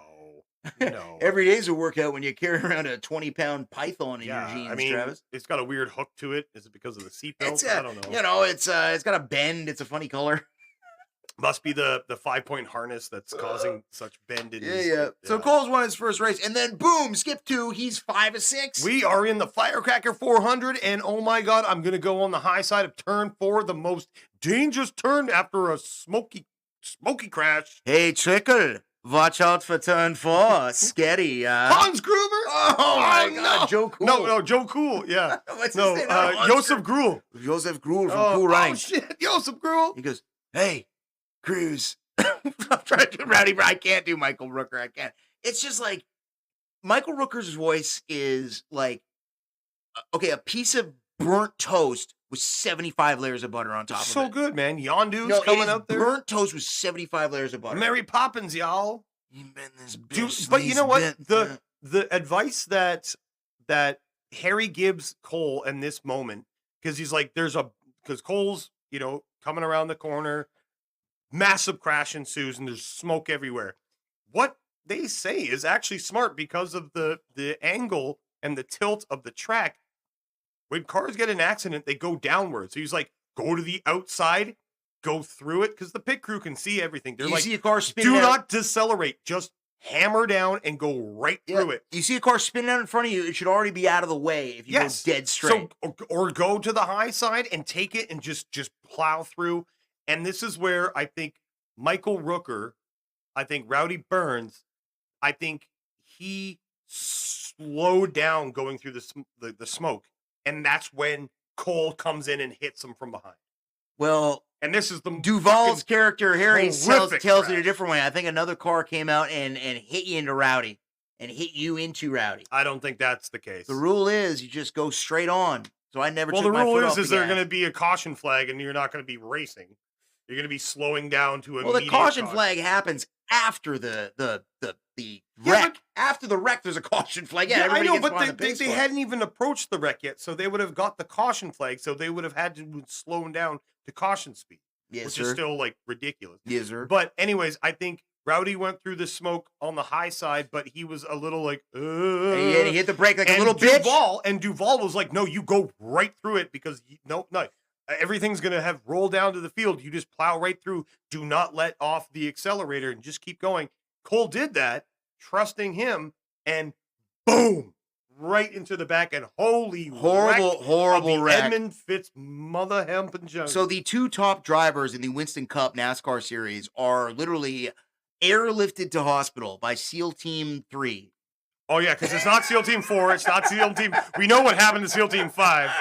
And, yeah. So. Yes. Yeah. And they wind up in the hospital together.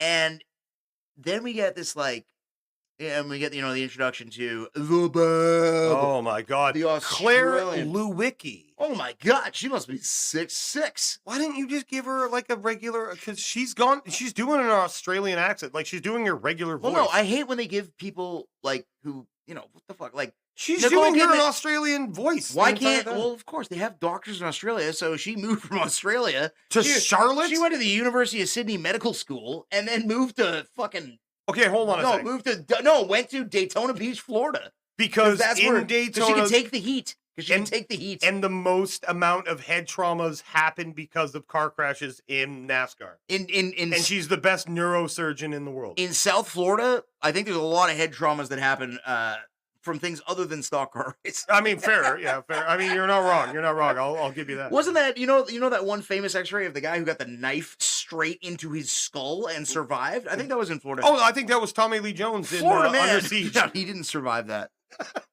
No. Florida Man. No. It wasn't the knife. It was the TV that he got thrown into. Florida Man has head trauma due to a snapping turtle thrown at his head. Man, committed to hospital. I mean, so anyways, here we go. Cole's trying to wake up, finds this. I can't see. Smoke show, beautiful doctor, neurosurgeon. Dude, he's like in the hospital bed, like fucking John Leguizamo, wondering where his G chain is. Grabbing grabbing Nicole Where's my Kidman's key? hand and be My like, keychain. Doc, I think this is what you really want. Putting it on his junk, and everyone's laughing, but Dude, how inappropriate was it, though, to have that consultation with the entire pit crew in the fucking hospital room when she's trying there's to, a lot of problems with the whole hospital aspect. Okay, of but this one of my movie. favorite parts of this scene is fucking when he goes, Doc, isn't this what you're really interested in? And then I'm you see, sorry, and you I'm see not Robert quali- Duvall's face. You see Robert Duvall's face. His beautiful wrinkles crinkle up, and he's just laughing his ass off. The laughter in this film, and God praise I'm sorry, the Mr. late great Tony Scott, because I feel like this was yeah. like halfway improvised. Because it's just like, Well, you know, it wasn't Brockheimer and Simpson because they were high on cocaine in the days of well, Thunder Jam. Simpson really was. Oh yeah, he has a cameo in this. Yeah, I know he does. Yeah, As what? He's like Alfonso Ramirez, the random driver at the end. Yeah, I just came up here from the Truck series.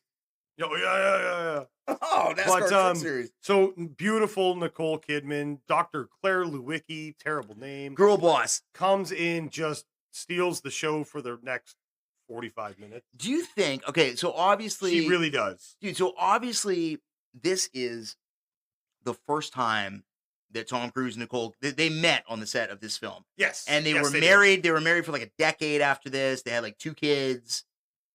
And yeah, had a very famous divorce and did Eyes Wide Shut, which is an amazing film. Kubrick's last. His last film, and one of his great. The thing about Kubrick is, and I love every movie that he's ever made. Great. I was like, oh, Stanley Kubrick, what advice would you give to young directors? Well, base every movie that you make off a great book, and you'll make a pretty good movie. I mean, pretty much. Every single Kubrick movie, other than Spartacus, Yep. which was like his first film, Yep. is based off a book. They all are. Yeah. Yep. Yeah, we got The Star Child with 2001. There you go. You got Clockwork Orange. You've got Orange. Dr. Strangelove. You've Shining. got Lolita. You've got what is it?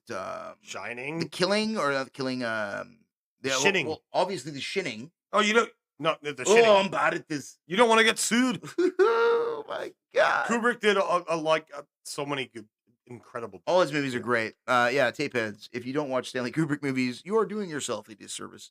Yes, we won't. And if you don't watch Days of Thunder, if you don't want to see Nicole Kidman in her most beautiful 23-year-old gorgeous state, unspoiled, now she looks like one of the creatures from The Village. you're with her fingers. not wrong in any way. She looks like, yes. Oh my God. And that's such a tragedy. If you want to see a beautiful actress hitch her wagon to the running Secretariat racehorse that is Thomas Cruise Mappa. Hey, do you know that horses can run like 45, but camels can sprint camels 40? faster than horses, dude? On sand they are, baby. Dude, You know what? I'm just going to say what you want about me, Trap, but I'll ask you not to say anything nasty about my horse, okay? You know what? We Holy forgot shit, yeah, when we were talking about that in our Mummy episode. Check it out, Tapeheads. We forgot about Seabiscuit. Oh my God! So let's talk about racing. So Cole Trickle comes through this whole like ordeal, and he's very good. We had this amazing scene where they're both in wheelchairs. I love this, and they're up next. And this is the beginning. This is the my favorite part of the movie is right here. The seedlings of a friendship. And just think about like in World War I. The Red Baron of the Luftwaffe, of the German Air Force, killed so many Allied forces pilots, okay? But he was shot down, and when he died, they buried him with full military honors, and they wrote on his gravestone, "This is the first military ace. To our worthy adversary." And it's like these two guys kind of hate each other because they're just up each other's ass on the racetrack, but they respect each other because they both know they can finish in the top 5. And they have a wheelchair race. I love it. Through the hospital. And I love how Tom Cruise's nurse, he catches up to Tom Cruise and fucking Rowdy's like smacking his hands away. He's like, no, it's road rash. It's road rash in wheelchairs. It's literally like minus the chains and shit. It's Carmageddon. It's wheelchair-mageddon. I want to break my rusty. So they have a meeting in the hospital with Big John. Big John. Played by the incomparable Fred Thompson, who's just fantastic. It's like, you boys are going to meet me for a lunch. You so much as touch.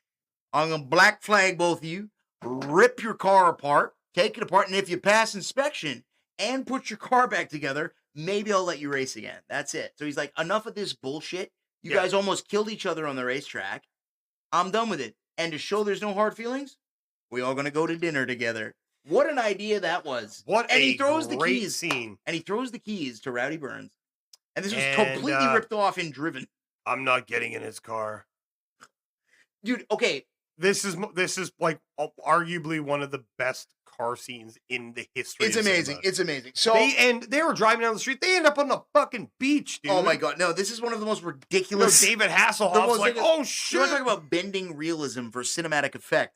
This is it. But I just want to say, because he throws the keys to Rowdy, they're in the Ford Taurus. Tom Cruise is riding in the passenger seat, and Rowdy extends an olive branch and says, "Look, I agree that you ain't gonna let me drive this car, and you agree you ain't gonna let me drive this car. Yeah. So there's only one way to settle this. Get yourself an Oldsmobile. Patriot rental car. No, it's a Lumina. It's a Lumina. It's a goddamn Lumina. It's a Chevy Lumina. No, it's a Lumina. They were, dude, which is yeah, fair. No, I fair. feel like the Lumina is gonna smoke that Ford Taurus. However, I don't know, man. So Rowdy and Cole have a destruction derby. I love it. In like where the fucking they're in Florida. Throughout the city. Yeah, throughout the fucking. And then they're on the beach. Down Orlando. They're in Orlando. They're driving Orlando. They're down the beach. They literally go from the city center to like Orlando Beach proper, smashing into each other, driving into the ocean. There are 0 police officers. There are 0 pedestrians. Nobody reporting. There's 2 guys. When they pull up to the restaurant, I absolutely love this ballet. They pull up. This guy's like, I don't know what to fucking do with these things. So they pull up these 2 fucking trash. They're smoking from the 2 trash Patriot rental cars, and the valley's like, what the fuck? And then they come up the elevator and like they're pissed, like Bill's pissed, and then they have the 2 heads of the race teams. What took you so long? Car trouble. Traffic. Well, what was it? Well, I believe it was the radiator. Yeah. Rowdy, I believe it was. And they smile at each other. And they smile and they become best friends. Yeah, they become really good. They had to get it out of their system. They're like, all right, fuck it. You know what? I'm the king on top. You're the newcomer that's trying to take my crown. I get it. You know, whatever. But I love that scene. I love that smile. And that like. I think the casting is so perfect. Yeah, Michael Rooker. Michael Rooker's like, he's like, I want to say like maybe 6 or 7 years older than Tom Cruise. Yeah, I think he's like mid-30s at this point. Yeah, he's like Cruise 35, was 29. Cruise 28, 29. Rowdy's like 35. And, I loved it. Man. And it was man, so good. just the respect between the 2 of them. Yeah, and it's just like, no, we have to fight the real devil. His name is Russ Wheeler, aka the Dread Pirate Roberts. The Dread Pirate Roberts, who's been driving Trickle's super slow motor oils. Like, let's talk about Russ Wheeler here for a sec. Well, hold on a sec. Let's talk about like shit. So Cole's trying to track down Claire Lewicki, Nicole Kidman. Yeah, his future wife. He sends like balloons and fucking teddy bears. I walked into a jungle. This is some of the bad shit in this movie. Starts like this whole stalker mentality. Meanwhile, Randy Quaid's like, hey, check it out. This guy's like, and you know what? In this scene, when he first introduces him to Cole, That's the motivation. Russ is like, hey, how are you? It's really nice to meet you. You're a star. Hey, man. And Cole's blowing him off. He does. And that is it, man. So Russ Wheeler's not a bad guy. I love that theory, and that is so true. Russ Wheeler's like, He's just a piece of shit. I'm gonna be driving your car. car. Fuck Cole Trickle. I'm gonna be driving the car while you're injured. You know, I won't be able to drive it near as good as you. Thanks for doing that. Yeah, and he's like, yeah, fuck you. I'm trying to fuck Nicole Kidman. He gave him like the utmost kudos and credit. It's like, I can't drive it as much as you. It's your car. Yep. I'm just trying to help out. And then he turns into Bud Fox. And then he turns into Jonas Knight, the Miller, the Nightcrawler. He turns into Charlie Sheen at the end of Wall Street. No, in the middle you know of what Wall happens at the end of this? Jonas like the Nightcrawler. He's like, I can't do fucking NASCAR anymore. I'm gonna get into weather, meteorology. I'm gonna steal Bill Paxton's design. I'm gonna make my own shit. I'm gonna get sucked You up. stole Dorothy from me, you son of a bitch. Unrealized on there. Unrealized. Unrealized. So Unrealized. I feel bad. I felt bad for Russ Wheeler. Oh yeah, so it's like Cole was being a fucking prick. No, that's he was 'cause he's concerned after- with like ejaculating, Yeah, and not getting like racing, and he's just jerked like off by and not Sweet giving Low. some comments like look what it took for you to like become friends with Rowdy Burns, your greatest rival. Exactly. You had to literally like destruction derby each other on the beaches of Orlando, Florida. And then we get back on the track and he's all over me. Yeah. You know what? You were doing that same shit to Rowdy Burns, you piece of shit. Yeah. Fuck Cole Trickle. So He's not a hero at all. So Cole's been cleared to race at this point. Rowdy avoided his analysis. Yeah. His physical. Let's go on a 3-hour fucking seaboat tour. Yeah, Rowdy's fucked up. And he's like, hey, it's seasick. Hey, Cole, why don't you bring your new girlfriend, who's also my neurosurgeon, on my lake house, my cigarette boat that I've got on the friggin'. Yeah, and let me tell you, if my car doesn't finish the top 5 in the last 3 races, I'm not going to be able to afford this dream house, so you're going to have to race my car. Absolutely, which is basically what happens. What the fuck? Cole races a couple races. Cole races like one race, and then then Randy Quaid comes in. And it's like Cole's not running good. He's got sponsor trouble. Like this guy is 5 of 6, the hottest fucking driver that you've ever seen. There's guys lining up to get this guy to drive their car. He's coming off of like a tear. He is coming off a heater. Historic heater, dude. No, he's the most successful driver. No, but you know what? You know what it is, Robert? Yeah. It's because Russ Wheeler starts to do exactly what Cole was doing to Rowdy to get to that position, and takes the victory lap and changed my fucking tires. Oh my god. This is okay. So I you know what? I actually love this scene. I'm like, okay. So I was watching this scene. Okay, so I was like, all right. So your career's done, bro. Yeah. Okay. So Cole's fucking up. Cole fucks up in like the one race. He fucking blows the engine. He's scared. I'm on fire. Am I on fire? That's Cole. Cole's like fucking Ricky Bobby. Not now, Robert. I gotta help my friend put up the invisible fire. Yeah, the invisible fire, 100%. Invisible fire's gonna burn my friend. John C. Reilly runs out there. Buck Brotherton runs out there and goes, I gotta help. It's gonna burn my friend. Yeah. And so, like, okay, so Cole has a shitty race. He blows the engine because he's fucking scared. And then he gets fucking, okay, and the amount of, like, 720s that occur in this fucking film. Too many. Oh, what a recovery. After, like, after 2 full I'm sorry, this is not 1080 snowboarding. It's just about bro. This is not 1080 snowboarding. Dude, they're spinning more shit than Rob Halford out there. Oh my god. And Dion Blaster couldn't do this. Diggity dog. Dude, Ricky Winterborn. Ricky did not have that Winterborn kind was of my like favorite. control. Holy shit. One of the best games on Nintendo 64. He couldn't butter those jibs, man. No, you can't. No, man. But anyway, apparently when you're in a complete stall and at 0, you can catch up to people that are already going 150 miles an hour. And apparently also on every stock car, there is a button you can press after a guy blows up an engine to see how high he was revving it. Oh, that's right, man. Yeah. Oh, I saw the magic button, so I saw you raised it.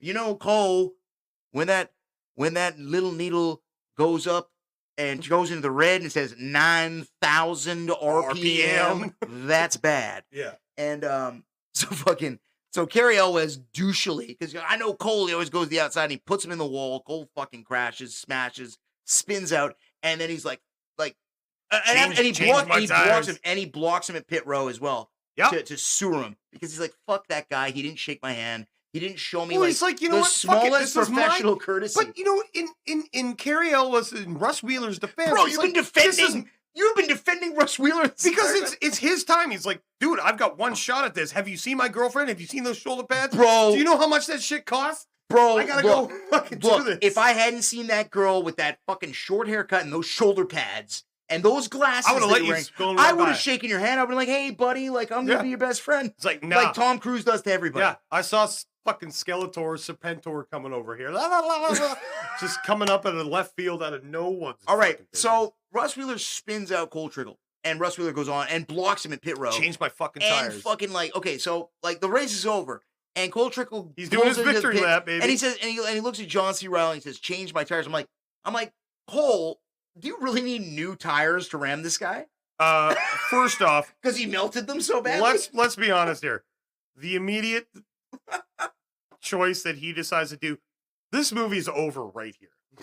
He's never returning to racing. No, he's not. actually going to jail. Dude, this is vehicular manslaughter. No, at this this is point. exactly what I said. So I was watching, I'm like, this is attempted murder. I'm like, Yeah. Dale Earnhardt died from less contact than this. Yes. Yeah.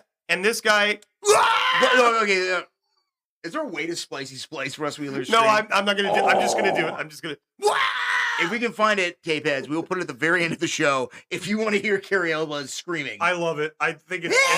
I think it's. remember so me? good. Yeah. Oh, it's so good. I love it. It's the claw, Max. You're afraid of the claw, aren't you? How you said in So that's it.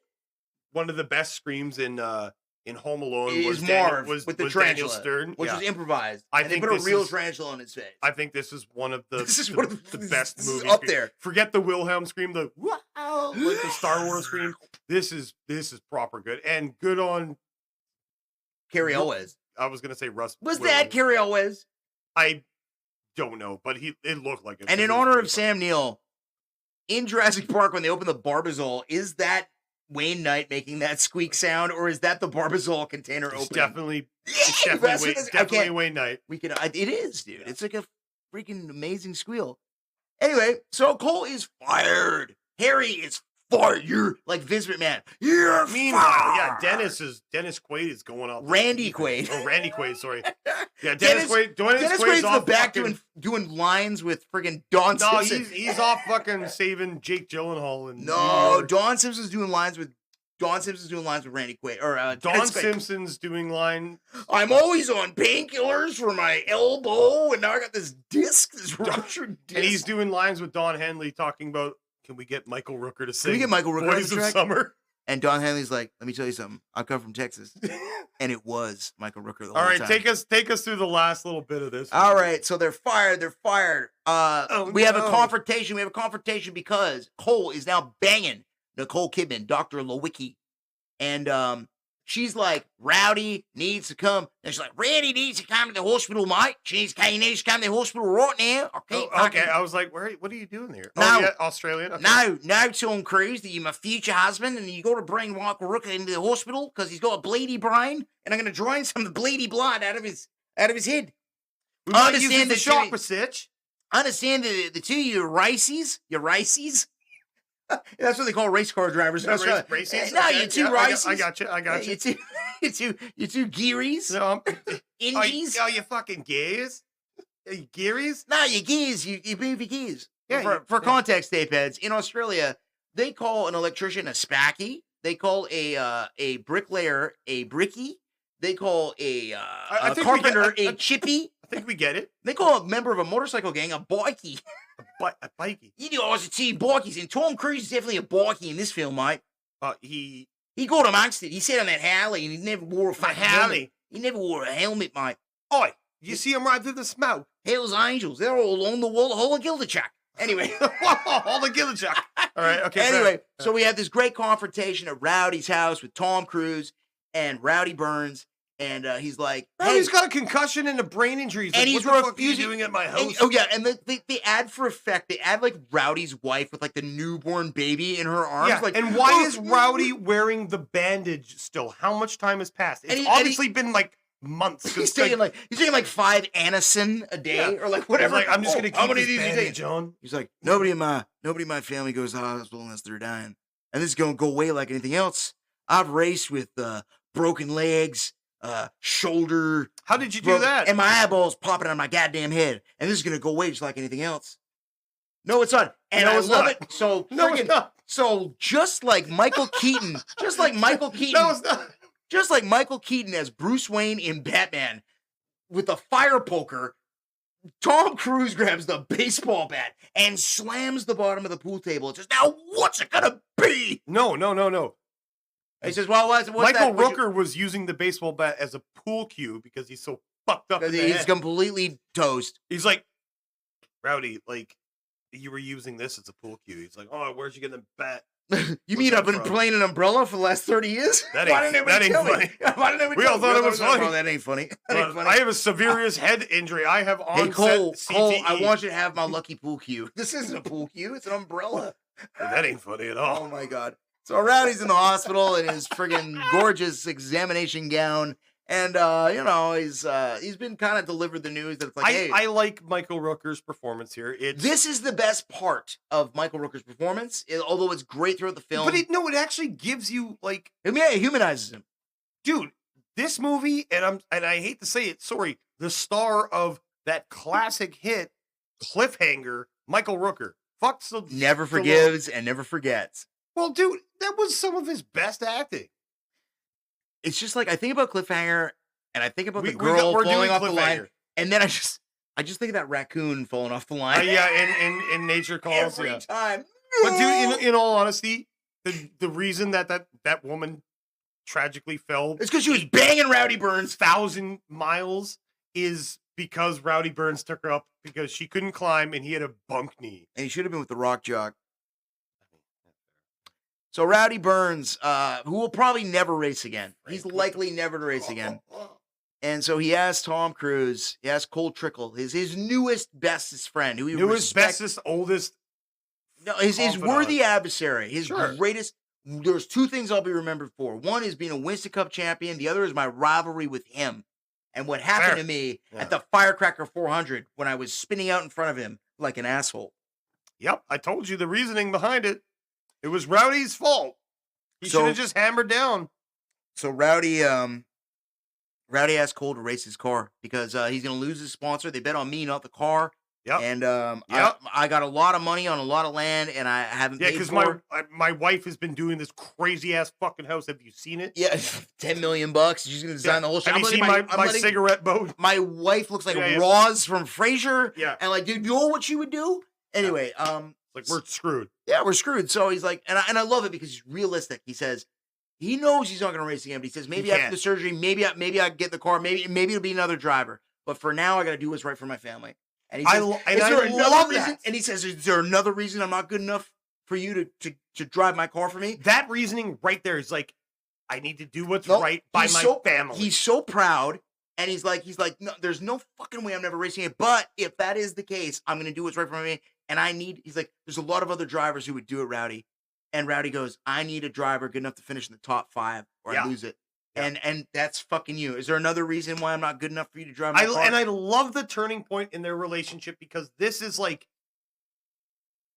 this entire movie, they still kind of don't like each other. They're not best friends. You always butt heads with the guy you're the most like. Yeah. Like me and Travis. Like, I hate you. I fucking hate this guy. Like, this is bullshit. I'm like, oh, yeah, you know Point Break? Yeah, I know it too. Probably a lot better than you do, too. Yeah. Oh, yeah? What was the name of the company that built the Titanic? What was the name of the company that built the gas station in Point Break? I don't know, man. Was it like 76? I don't know. I bite my thumb at you, sir. I know. You bite your thumb? Oh my God. You're a Capulet and I'm a Montague. You know what, Actually, Travis? no, I'm a Capulet. You're a Montague. Fucking, you want to make peace? Peace? I hate the word. As I hate hell and all Montagues and thee. Wow. Prince of Cats. Well, turn the tape Robario and look upon thy death. Oh my God, you bite your thumb at me right now, Travis. I would. So that brings us into the final act. Tom Cruise agrees to drive the car. However, there's only one man that can help me now. There's one man that can help me. So we got Marty McFly trying to find Dr. Emmett Brown. We have got friggin' we got Happy Gilmore going to find Chubbs. I gotta learn how to play golf. Yep. Like literally, there's only one guy that can help me. There's only one guy I trust to set up the car. I am not gonna fucking race. And we got to talk a little bit about this, Travis, because they have Harry and Cole have this confrontation. I think this is the apart from like the stupid Cole going off the deep end on that caddy, like, and while Kidman's in the car, she's like, "Stop!" And he's like, "Let me in the car, Cole. Let me in the car." I'm like, I think this is flashbacks to my early relationships. We don't even need to talk. Same here, man, dude. But it's just no. I hear that. So, we don't need to talk about that. So I was talking early on in this podcast about the build between the relationship with Harry and Cole. And I think this is where Cruise... God makes you feel good, like you're still alive, right? I think, just because you're not in the box just yet, I think this is where Cruise kind of hams it a bit. He overacts a bit in this one. But this is such a important scene It because it but shows it shows overshadowed. it shows that Harry, because Harry Harry manhandles Tom in this crew. He's just like, fuck you. He's like, if you get back in that Fuck car, you. you will die. Because he's like, it wasn't the nitrous oxide that killed Buddy. It wasn't the nitrous oxide. It's bullshit. It wasn't. No, he was talking a fucking country mile. It wasn't that was the most heart conscious attack or that was the anything most like that. conscious, unconscious man you've ever heard in your life. The reason that I don't want to get investigated is because I never should have let him get in the car in the first place. Yeah. Because he was scared. And you are just like you are now. And if you get behind so the wheel, good. if you So get behind the wheel of that race car, you will die. And I don't want to lose you like I lost him. And I won't do it. If you want to kill yourself in a car, I've seen it. You blew that engine deliberate. You rev that shit up to 9,000 because you're scared. And if you're scared, you're going to make mistakes and you're going to kill yourself just like Buddy did. I love that. 100%. And that's why I said this is like Robert Duvall's movie because he's so. Oh, he's so good. Oh, my so God. good. Oh, the my late, God. great Robert Tom Duvall. Hagen is so good. Oh, my God. Dude. And then it's just like, they fight it out. They get physical. And it's just like, look, and Tom's just like, look, it's you and me. And he's just like, and he says, it brings it right back. It brings it right back to the first meeting of them. And he says, just let me drive and I won't make a fool out of you. I love that. Oh, and I love how they brought it full circle. Full circle. Dude, I mark out on this shit all the time because it is so true because it's full circle and it's just like this relationship is arguably one of the best full circle relationships. It's crazy I because would think you can see in a movie. Man, and it's like Cruise has these relationships. Days of fucking thunder. These are the days. He's in the Thunder. Godfather. He's in goddamn Apocalypse Now. Dude, just tape heads. Just think about it Look for a at second. the pedigree of Dude, not Robert only Duvall. Listen, tape heads. Not only are these serious moments happening in this film, but Hans Zimmer's soundtrack is pumping throughout all this shit. This is true. This is true. Yeah, you're not wrong. Oh my God, dude. It's just like, it is emotional and it's real. And he's juggling his relationship with Nicole Kidman, his fucking father-son relationship with Harry, and they're going to Daytona. I'm gonna run whether you like it or not. And Harry's like, I'll be there with you in the mellow yellow. Love it. I'll be there. Have you ever had a mellow yellow? Hell, you know what? I haven't had the mellow yellow. Like that's like It's like the Pepsi to Coke's Mountain Dew. No, it's the Mr. Pibb to Dr. Pepper. There you go. Yeah, That's or that. That's yeah. a better analysis. Because Pepsi and Coke, I actually had this mellow yellow Hot Wheels car. Really? Yeah, dude. Was it black, green, and red? Oh, it was. Was it number 51? Dude, Chevrolet? It was Lumina? no. It was branded from the Days of Thunder shit. Did you rub out the Rowdy Burns signature on the top and put in Cold Trickle? No. Anyway, Rowdy Burns is a cooler name than Cold Trickle. But that brings us to the Daytona 500. This race is where legends are born, live, and die. Push it to the limit. Welcome to the limit.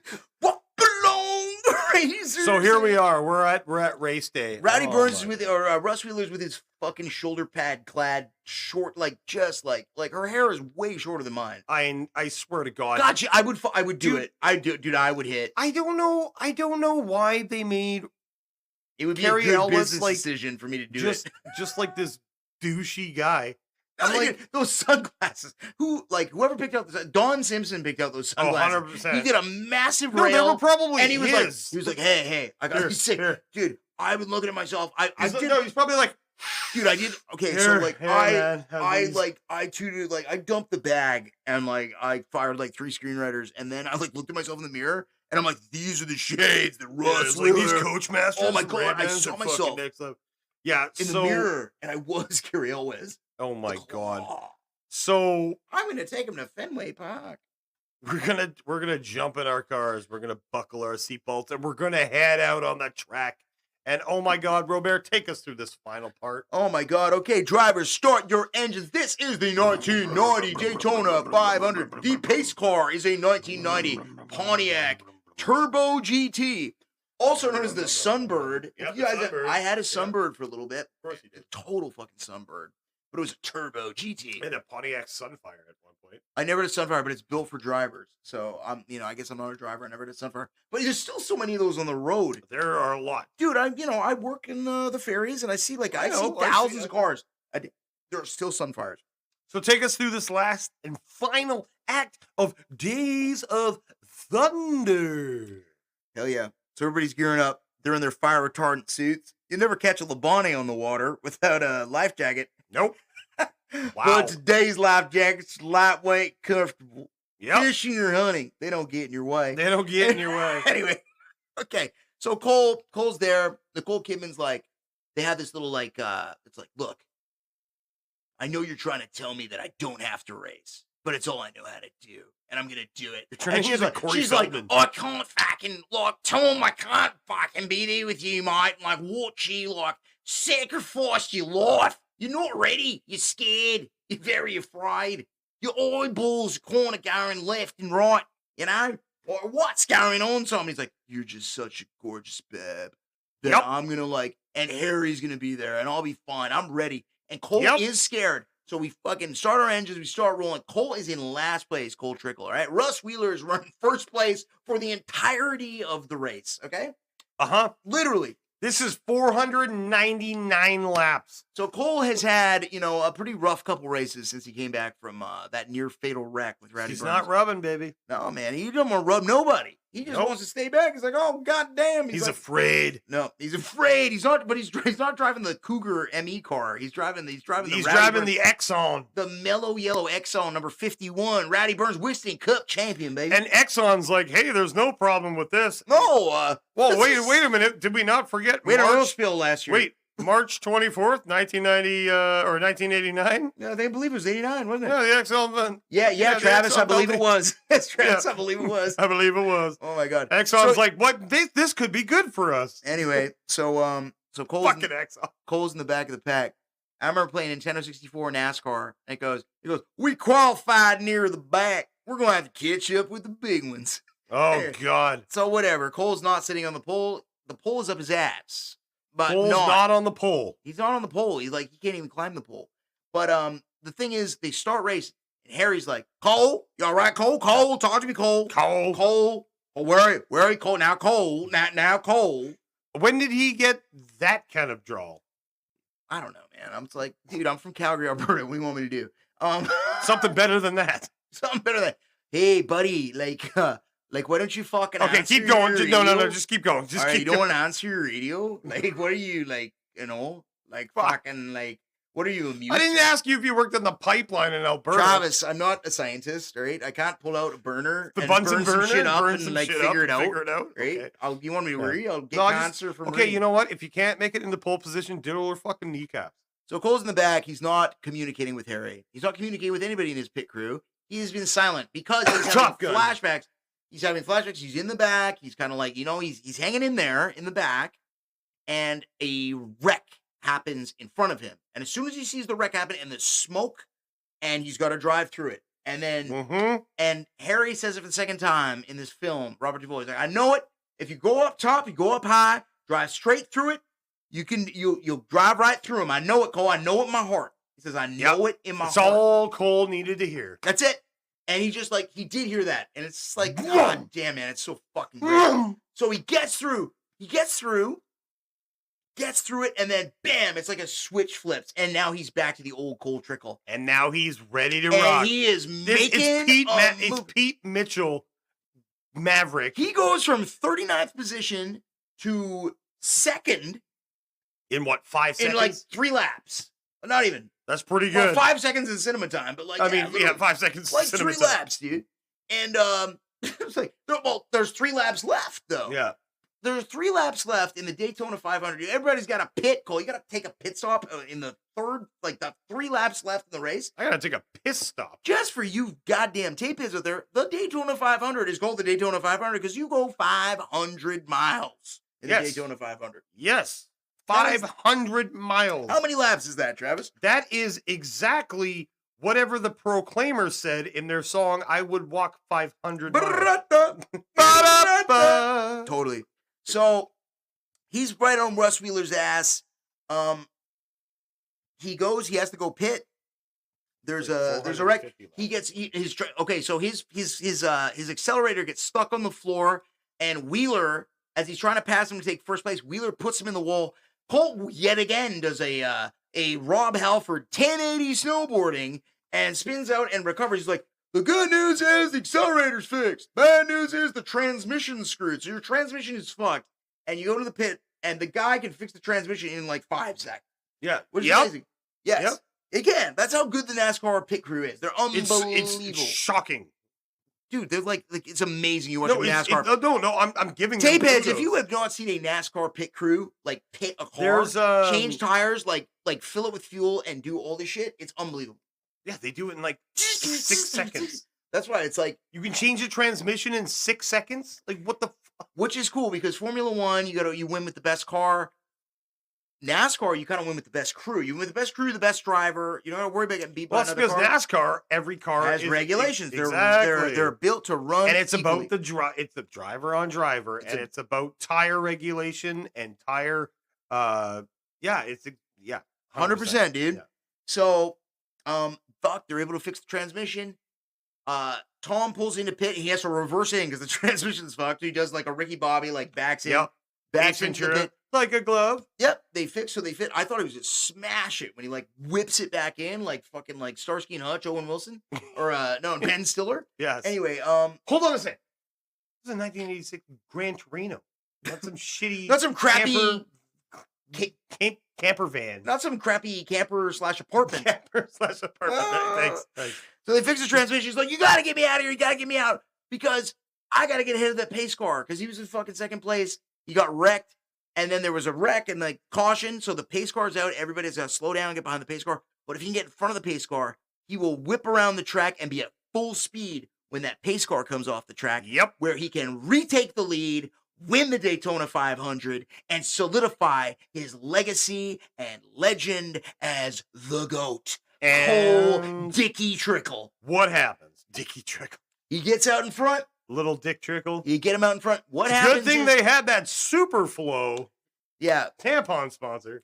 So there is a side story here where they had to replace the engine at the last minute, and Randy Quaid gave them an engine to replace the car. Yeah, but you don't know that. You don't know that yet. You don't know that, so he gave them an engine. Oh, stole it. They stole it. So as Cole got his transmission fixed, and they're trying to get him out, Randy Quaid orders the Hardys, Carl's Jr. team to help push Cole Trickle back out on the track. Well, it's also his team. It's still his team. No, it's not. He's riding Rowdy's car. He's driving Rowdy's car. Oh, that's right. Yeah. I was gonna say. Okay, yeah, I was it's gonna my say engine in that car, and he's like because earlier Randy Quaid also bought 2 teams. He did, which fucked everything up for this. And he goes, I want to keep the sponsor and Cole. He's the real reason this happened for us, and I haven't forgotten that. Yeah. He says that earlier. He's proper good. You think he's a no, he's a good guy. He's not a piece of shit. You think he's a heel, but he's not. He's not a heel, dude. He's not. He's a... And then, here we go. He gets in front. The last lap. Here we go, the final lap. Bam. So Cole is at full speed as the pace car, the Pontiac Sunbird, the Pontiac Turbo, whatever, pulls off the track. Bam. So he's able to fly past all the other positions. Get neck and neck with Russ Wheeler. And we have this good kind of like face off. And Cole Trickle has always been known to go to the outside, which is kind of like the edginess of him. It's like, I know Cole, he always goes to the outside. And then we get, it happens so quickly. Nope. It happens so quickly. Russ Wheeler's on the headset with his crew chief. He's like, all right, he's going high. I got him, put him in the wall. He goes, he's going low. And Cole goes low. Cole goes low, drops the hammer. Boom. And drafts. And we learned about drafting earlier on this film. Yeah, because that was... Oh, my God. Oh, whatever. We're not even going to talk about that. We're not. But, damn. This is it. Cole Trickle is your 1990 Daytona 500 champion. And they forgot to film him crossing the checkered line in the original filming of this. So 1 week later, they actually had to come back and then film it again. Oh, man. I'm not even joking. So he drives into victory lane. He takes off his helmet and his head sock. Yeah. And he's got the black, like the black. Oh, he's got the soot. Yeah. The soot all over his mouth. It's like, where are we going, Disneyland? And it was no accident that Nicole Kidman is wearing all white in this scene.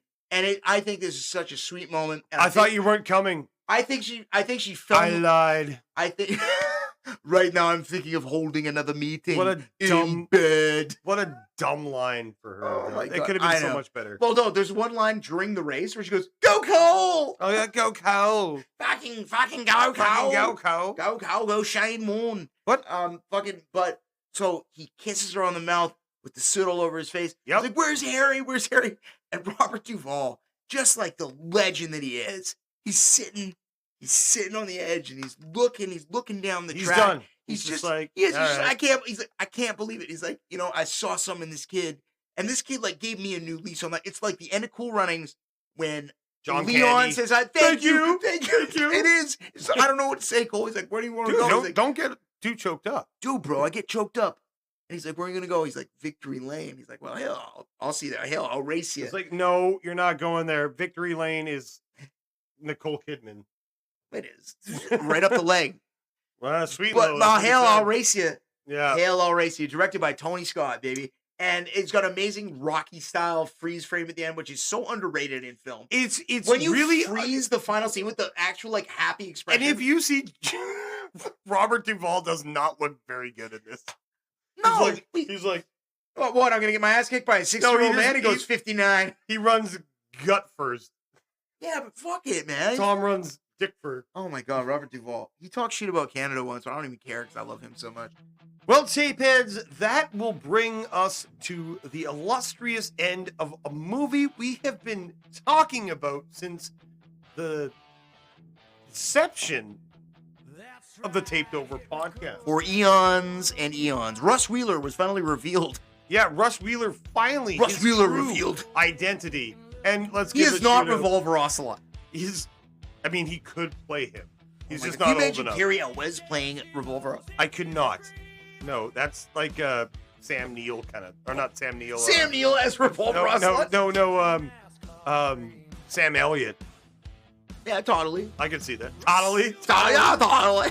Well, tapeheads, that is it for Taped Over Podcast's review of The Days of Thunder.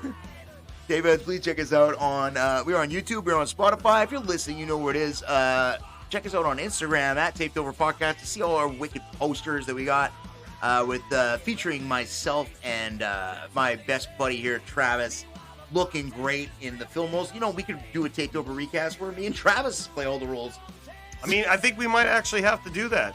We're on. I'm into it. I'm down. What are we on? Discord. We're on TikTok. Check us out.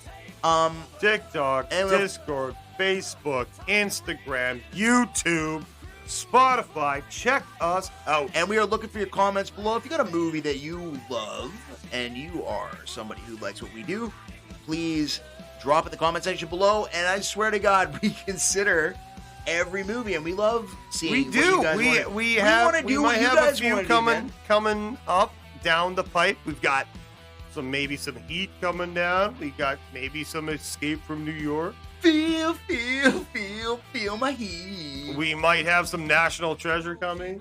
Oh yeah. We might have some Jaws: The Revenge. Oh my God, Jaws! I don't know, man. We might have some The Roaring Shark. We might have Total Recall. We might have. Oh, dude, there's no limit. I'm just thinking of the most ridiculous movies I can think of right now. Man, I watched this movie for 27th time today, and I could perform this whole movie as a one-man show. I know you could. And there's no limit.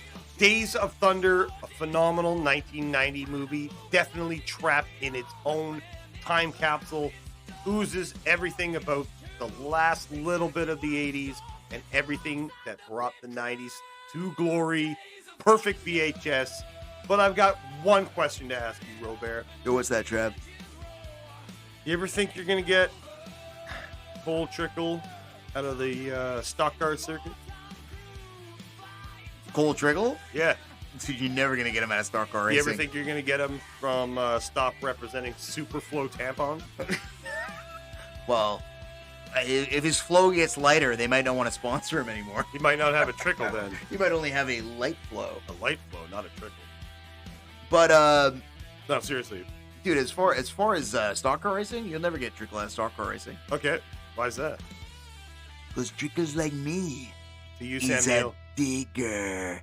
Que lindo, you know, man. Rest in peace, Sam Neill.